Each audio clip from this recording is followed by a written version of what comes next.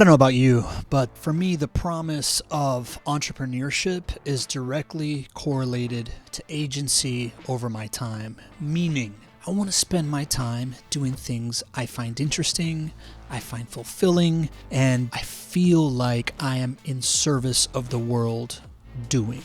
But most of us, when we start a business, me included, we're just kind of like these operators. We're kind of like craftsmen at what we're doing, learning the product, and really spending less of our time doing that thing that really fills our bucket and more of our time doing the things that we need to do.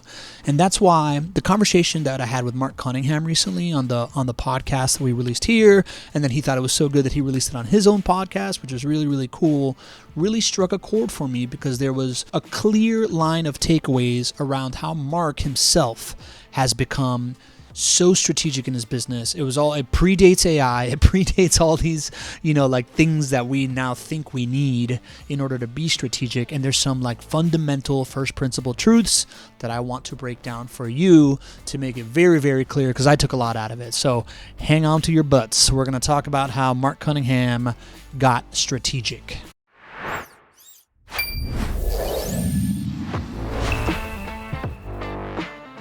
Welcome to the Property Management Frame Breakers podcast.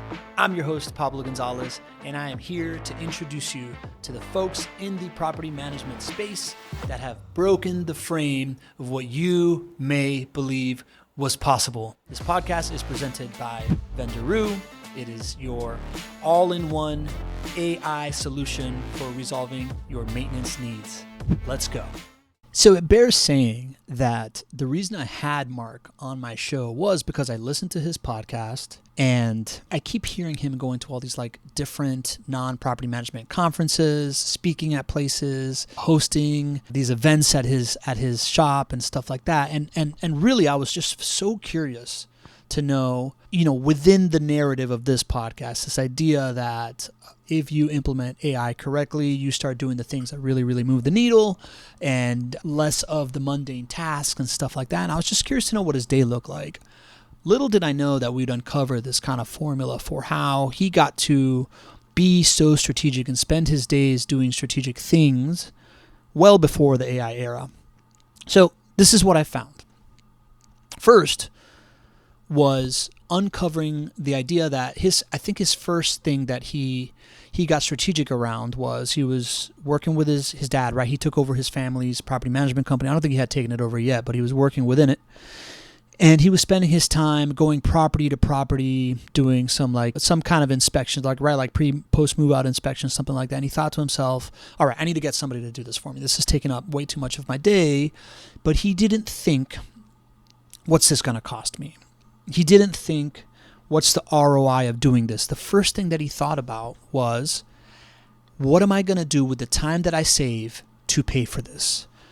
And that strategic shift in thinking to me is super, super valuable, right? Because I think most of us, when we're making an investment, we're just thinking about time to ROI, right? When do I get the return on this? We don't think, what can I do to accelerate the payback of this thing? And that's super, super valuable, right? He was just well, if this saves me X amount of time, and in this amount of time, I can go out and find this new customer or figure out this process that saves me money on the back end, right? That's a new conversation around investing in strategic initiatives that I don't think enough people talk about. They just talk about kind of straight line ROI. So that is the biggest aha. Go and take that right now. The other thing that I found from him is that his strategic investments weren't coming from the property management space. And here's what I mean. When I was interviewing him, first of all, what I wanted to know was what do you spend your day doing, right? Because I was thinking about once you get strategic, what do you spend your day doing? And the first thing that he told me was, well, every day I read the Wall Street Journal and I look for ideas that I can add to my business. I was like, whoa, wait a minute. That's very different than where most people get their advice from, right? I hear a lot of folks, particularly at least one that definitely craps on me for bringing advice from outside the property management industry into property management, but it's something that I really, really believe in. This idea that if you are just looking at your competition, and let's be fair, right? You're not really competing with property managers at NARPM in the majority of cases, right? Like somebody in Denver, like Mark, is not competing with you in Chicago or you in Pennsylvania, but it is kind of like what the rest of the industry is doing, right? Like looking at what the rest of the industry is doing is going to tell you kind of like what everyone else is doing.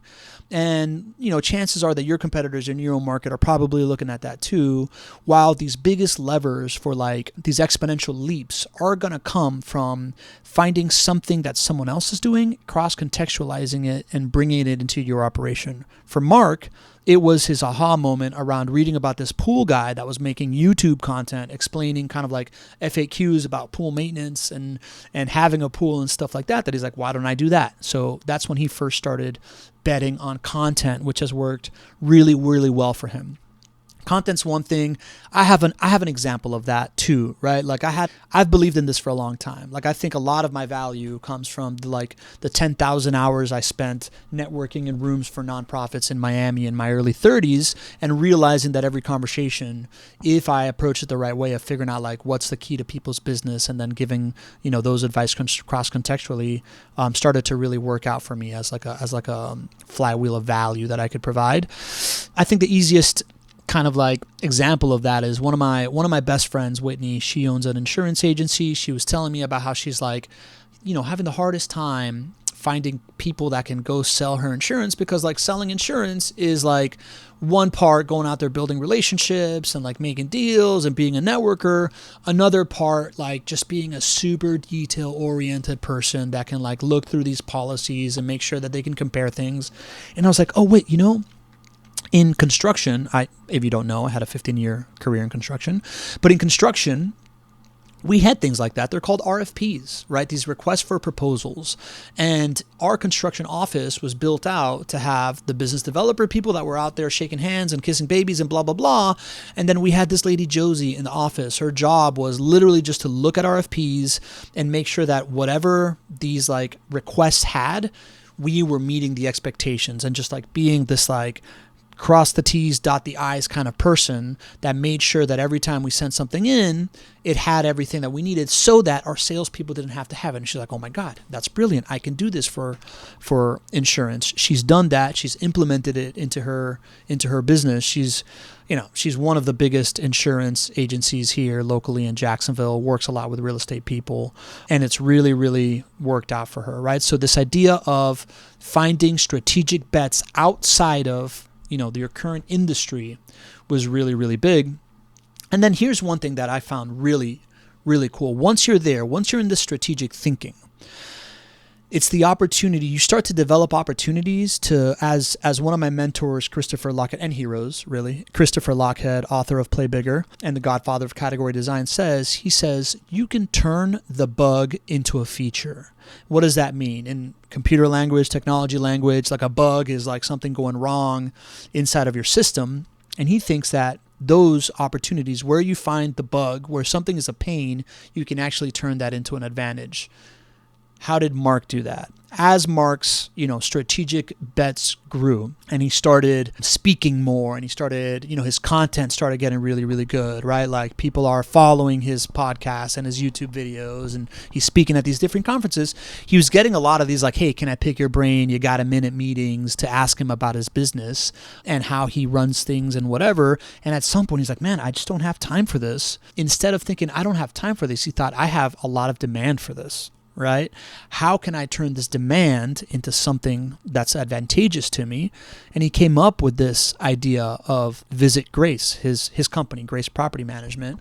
He was like, well, what if instead of just like all these got-a-minute meetings, I just put a day on the calendar where I invite people to come and like learn everything about my business in 1 day or 2 days or 3 days, and they charge, 10 G's, right? Well, guess what? He's doing that now. I think he does that like at least twice a year, maybe 3 times a year. But he has like 20, 25 property managers that come, pay him 10 grand to spend a whole day learning his operations. And that's a significant revenue source if you're doing that math, right? That's not a joke. 25 people paying you 10 grand, 250 grand. right? Pretty good stuff. And that comes from turning a bug into a feature, right? Like once you started thinking strategically, this idea of, man, what are the things that most bother me, that, and how do I make that into an advantage, is a fascinating way to think about strategic levers. Last but not least, two things that really stuck out for me, right? Because I'm spending a lot of time trying to be strategic in my old business that I still own, right? Like Be the Stage. And, one of the things that I've noticed is like the more that I'm able to pull myself out of Be the Stage and have my team service my clients, and I get to spend, right, like 90% of my brain share on Vendoroo, it comes with guilt, right? It comes with this kind of like feeling of like, am I not providing value? Like, is my team doing it? But that's what you're trying to be doing, right? This idea that like it hit me when he was like, yeah, I spend an hour reading the Wall Street Journal and I take off on Fridays. And I'm like, dude, when I'm not showing up in front of my team, I feel really guilty. He's like, I know, man, but you got to realize, and his team helped him realize it, and my team is helping me realize it too, that your job as the leader is to find these big home runs, right? Like your team lives and dies by your ability to continue to make the work doable for them in a way that creates an advantage, in a way that, like they like what they do. So it is really your job as a leader to be, and that doesn't come from just like always being stuck looking at it, right? Like it takes some distance, it takes some personal time, it takes some creative time to discover these unlocks, right? I think it's one of the big reasons why Crane community and taking these like 30-day breaks that Peter Lohman has really evangelized is so valuable. Be kind to yourself when you're doing creative things. Be kind to yourself when you need time away and you've actually unlocked this idea, right? Like I was talking to one of our clients, Jim, who's also in Denver, and he's gotten to the point, right? Like Vendoroo's automated a bunch of his stuff and his team is thriving. And he's like, dude, honestly, man, like right around noon, I start like checking Instagram for like 3 hours because I don't have anything to do and I feel bad about it. But it's like, that's the whole point, right? Yes, you can be doing other things than checking Instagram, right? But like getting to the point where you have that optionality is the game. So that now you can start investing that time into things that can really like move the needle for your business. And if not, man, hey, you know what? You deserved it, right? Like you built yourself up to get there.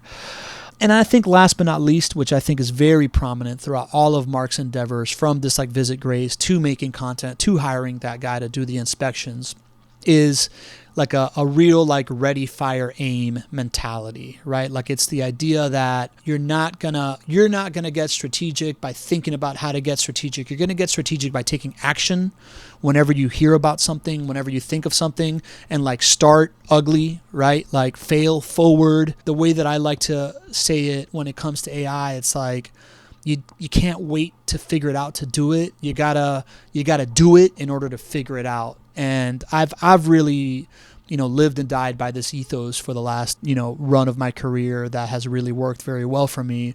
It's the idea that like, oh man, there's like a superpower in being comfortable in juggling 15 balls and knowing that 6 of them are going to crash, but those 9 balls that you keep up in the air are just like going to crush it, right? And that is really kind of like what it takes to test these new things that other people haven't done yet and be able to do it. There's ways to contain it. There's ways to like, not have people around you suffer with it, but the idea of taking action is huge.